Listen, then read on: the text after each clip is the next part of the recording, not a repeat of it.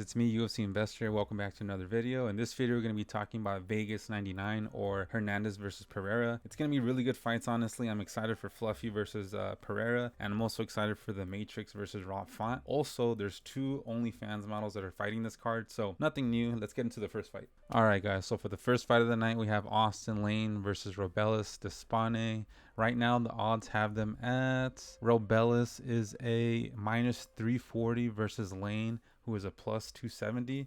The odds kind of reflect what I think is probably going to happen and what I agree in terms of the fight. I do think Robelis is going to win, and I think it's going to be by knockout in round one.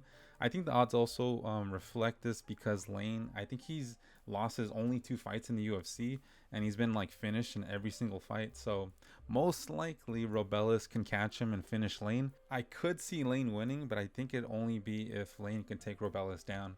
And I don't think Robelis is going to be taken down that easily. Like I said, Lane's been finished, like I think in the early rounds in every single fight that he's lost, either round one or two. And Robelis has finished every fight that he's won in round one. Some other notes that I have about them is that Despaigne did lose to grappling to Waldo Cortez. So that's what I'm saying with Lane. If you were to be able to take Robelis down, then that's a path to victory. But I don't think that's likely. So I think this one's pretty straightforward. Robelis by round one KO. I think a lot of people agree with that one. Let's go to the next fight. On the next fight, guys, these are the one of the OnlyFans models, Ardelean versus Melissa Martinez. I do want to note that Melissa Martinez is now the first sister-brother duo in the UFC. Her being the sister and her brother being David Martinez, who just got signed into the UFC. So anyways, Melissa's coming back after a 2-year layoff, and she's primarily a striker, I would say, versus Alice, who's an OnlyFans model. And from what I saw her fight with Shauna Bannon, which I arguably think that she might have won, she impressed me in that fight, and I do think if she can take Melissa down, I think that's going to be her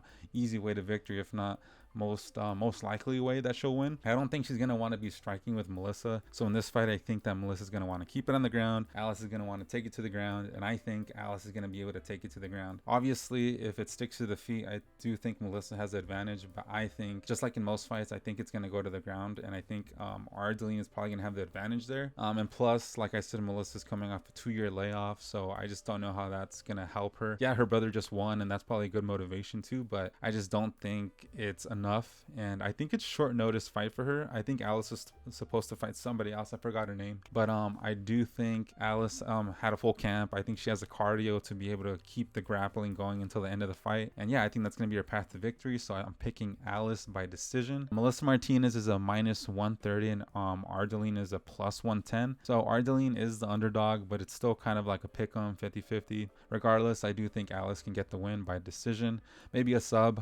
I highly doubt Alice will get a KO. Let's go to the next fight. So in the next fight, guys, we have Jessica Penne versus Elise Reed. Another fight I'm not really too excited about, guys. It's a 41-year-old Jessica Penne, who is the other OnlyFans model, versus Elise Reed. She's primarily a striker, and I don't think she doesn't want to take it to the ground. She doesn't like to grapple.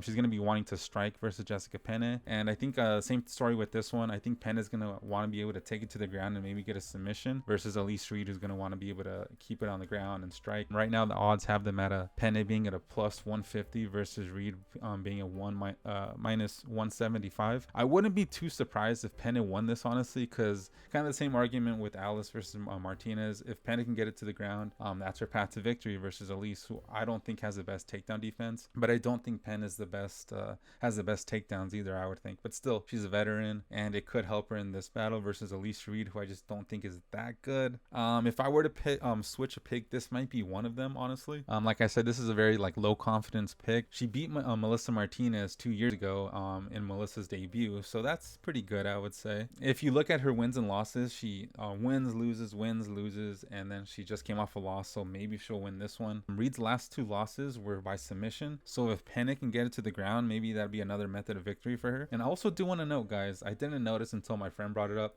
doesn't Elise Reed look like Mark Zuckerberg?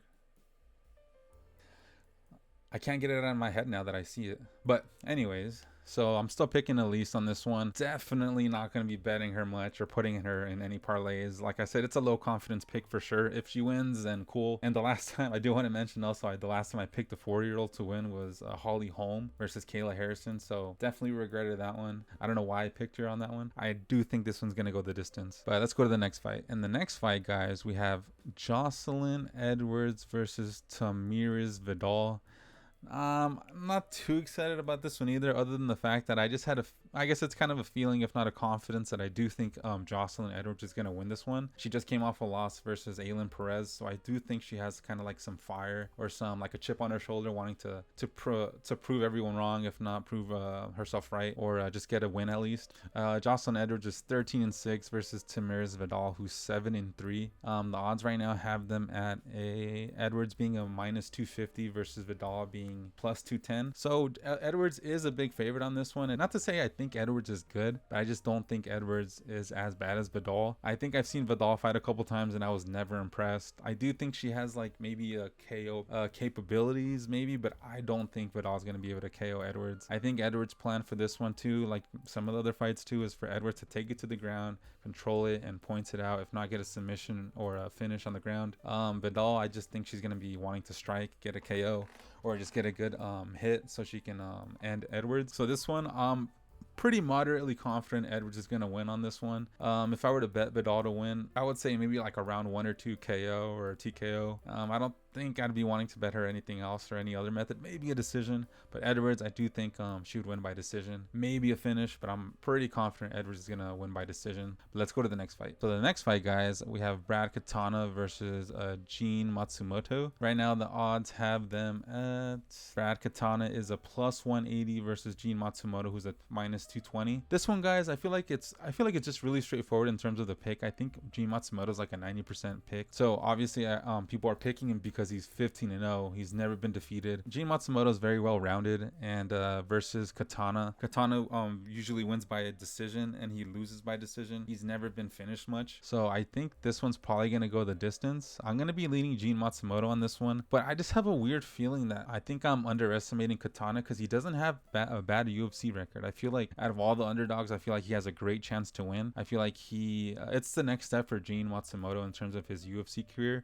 and I feel like Brad Katona is gonna be a really good test for him to see how good Gene is. And I feel like if Brad Katona can beat Gene, it would be just kind of like there's levels to this kind of thing, you know. It just makes me think that this one's probably going to go the distance. I feel like this one's going to be a really exciting fight. I think there could be a finish on this one, honestly, but we'll see. I'm still going to be going Matsumoto by decision. Not too confident on this one, honestly, even though the odds have him at Gene at a -220. I feel like it should be a little less, I would think, maybe like a -190 or something like that, but I'm still going to be going Gene on this one. I'm definitely going to be betting Brad Katona by decision. I feel like that's a really good like, I guess, hedging bet, I guess. But yeah, guys, let's go to the next fight. So the next fight, guys, we have Matheus Nicolau versus Asu Almabayev. This one's a little tough to pick, honestly, because like if you side in on the side that Nicolau is like his chin is broken, if you think that, then obviously you probably agree that Asu has a really good chance of winning. If he can rock Nicolau and just either knock him out or finish him after like a scramble or a grappling match between them, I do think Asu has a great chance. I mean, he's 20-2. He beat CJ Vergara, I believe. Yeah, Asu beat CJ Vergara, Ode Osborne, and Jose Johnson. The CJ Vergara win and Ode Osborne win, I think those are pretty good wins. Even though CJ Vergara just lost recently to another guy who was debuting in the UFC, I do think it's a good win. I mean, he beat CJ Vergara by unanimous decision, so I do think Asu's actually that good. I mean, he's 20-2, and the last time he lost was like years ago. I do think Asu has a really great chance to win here. Right now, the odds have Asu at a -200 versus Nicolau, who's a +170. So I do think people are like respecting Nicolau in terms of his record being 17-3, or actually 19-5. So it is a little bit of a step down for Matheus in terms of level competition. But I do think, like, I am kind of siding with the thought that his chin isn't as good as it used to be. So Asu doesn't have the most power or the most knockouts capability, I would say. But I do think Asu can incorporate the grappling into the striking to like mix it up well enough to like confuse Nicolau and maybe catch him good solid. So yeah, guys, I'm gonna be going a Su round 3 TKO on this one. I think he can knock him out. Who knows? Maybe it'll be round one or two, like how Nicolau lost in the last two. But I think it'll be a little late. I think both of them are gonna have to be a little tired. Maybe the loss of cardio will make Nicolau more susceptible to getting knocked out. But yeah, guys, let's go to the next fight. In the next fight, we have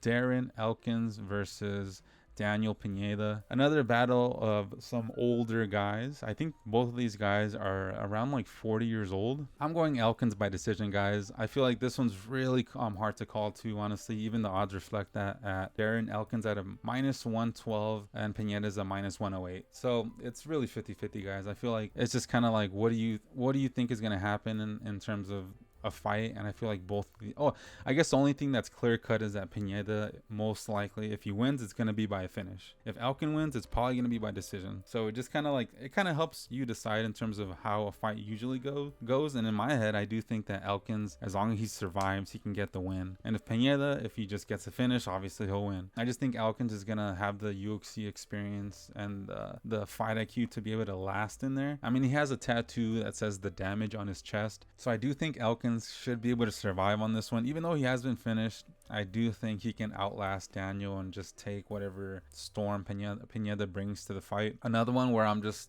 very unsure about it, honestly. So I think I'm going to go Darren Elkins by decision. Hopefully I don't switch that pick, but we'll see. Very low confidence pick on that one. But let's go to the next fight, guys. So in this fight, guys, we have Jake Hadley versus Cameron Smotherman. I know Smotherman is coming for sure really short notice, but I think Jake Hadley actually won a short notice fight recently versus Calvin Laughlin. So that was a really good win for Jake Hadley. And now he's fighting someone that's getting a really short notice fight in Cameron Smotherman. This one, guys, I'm going to be going Hadley TKO round 1. The only reason I say that so confidently is because Smotherman, he lost his Dana White's Contenders fight, and I think he got knocked out in the first round in Dana White's Contender Series. So I'm not saying he sucks, but I just don't think he's at the level of Jake Hadley, who's had multiple UFC fights. I just think Hadley just has a way better chance with the full camp experience and Smotherman losing his debut pretty much. So yeah, guys, I think it's a pretty confident pick on this one.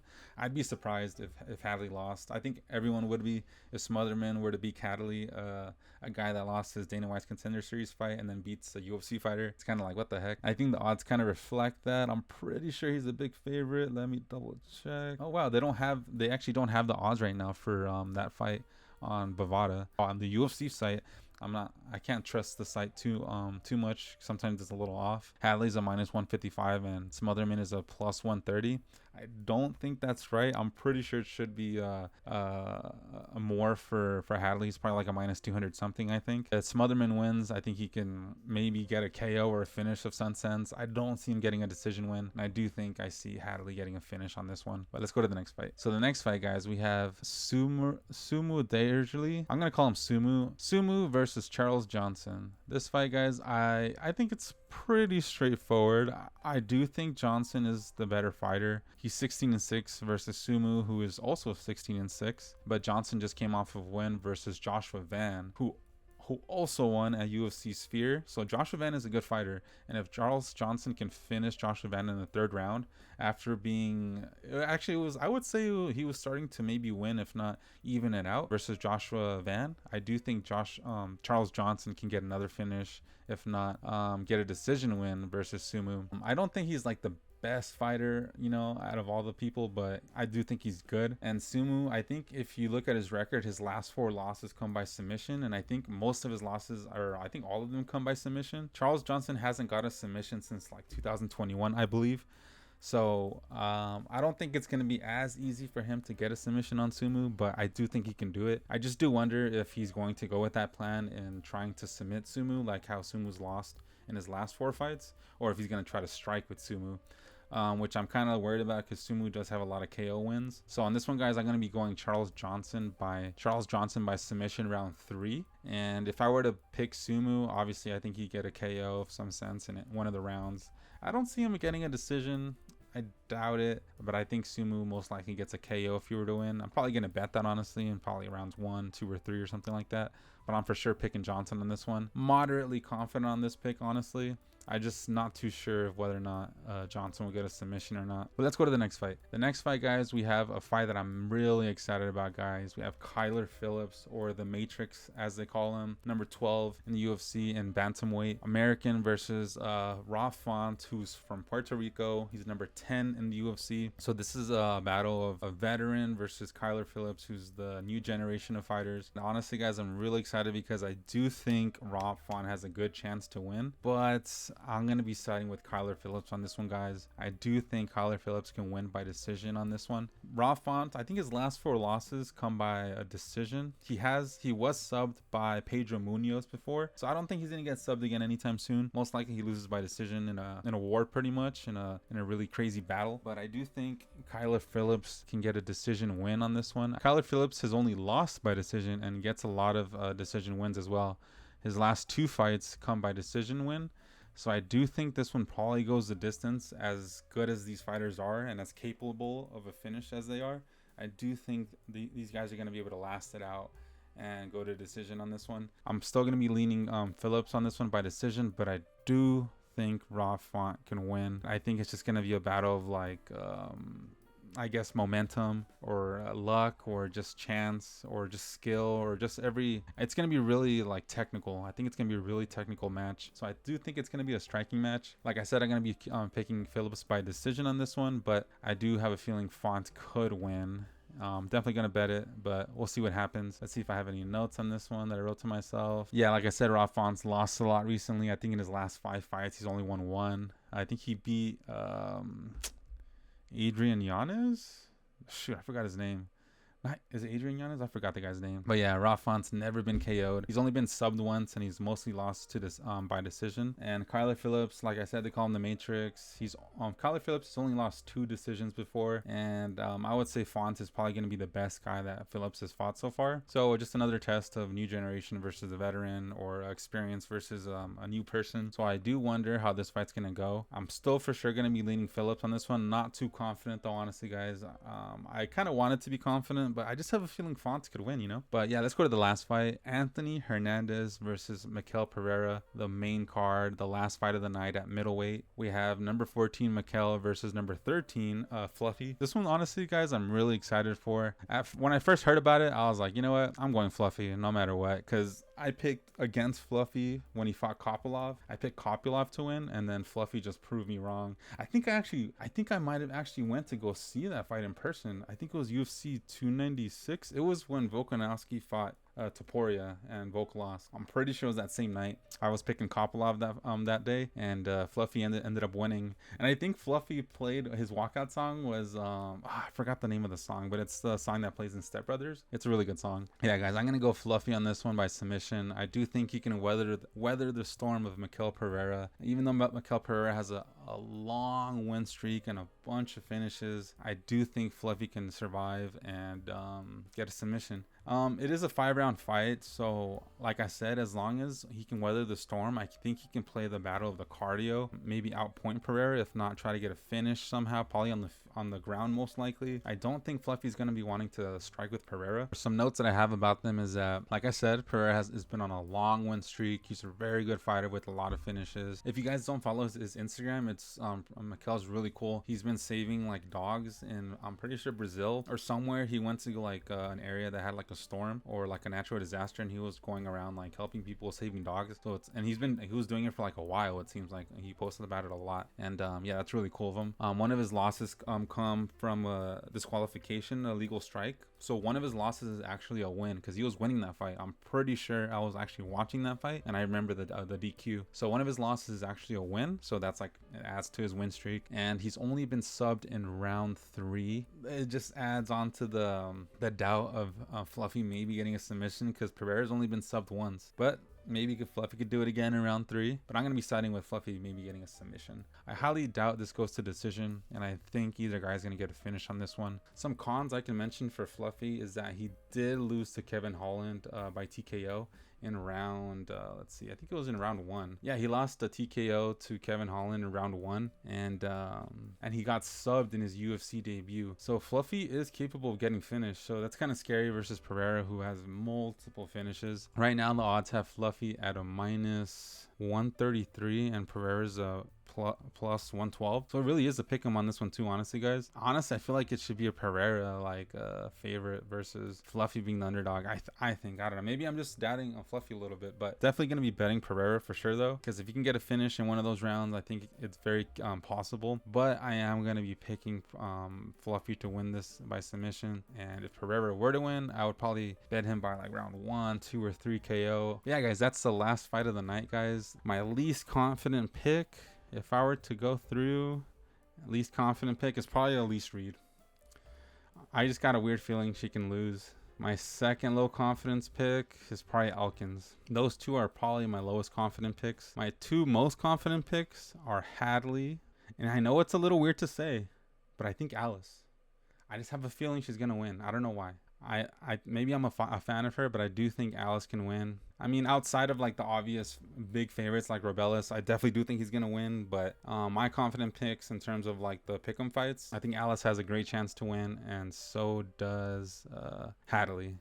Even though I think he's a big favorite, even though I don't see the odds on Bovada at least. So this is not financial advice. This isn't betting advice. This is just for fun. These are my Tapology fantasy picks. I definitely am going to be betting, but that's the end of the video. Those are my picks, my bets, my predictions. I think I went through everything. Oh, if you guys see like in the bottom of the screen, as you can see, I am bronze now. Very disappointed. I don't know if I talked in the video about being bronze, but I think I was bronze towards the beginning of my Tapology picks. So it's been a while since I've actually been in bronze, honestly. But like I said, I'm still not too worried, honestly, because recently, now that Dana White's Contender Series week 10 ended, or the season ended, I ended off as platinum. So that's actually pretty good. I think ending platinum in Dana White's Contender Series isn't super impressive, but still I do think I'm proud of it, and I can't wait for the next season. But I am hoping that this week for Hernandez versus Pereira, I do hopefully get a lot of the picks right. I know I didn't really pick any like huge underdogs or nothing like that.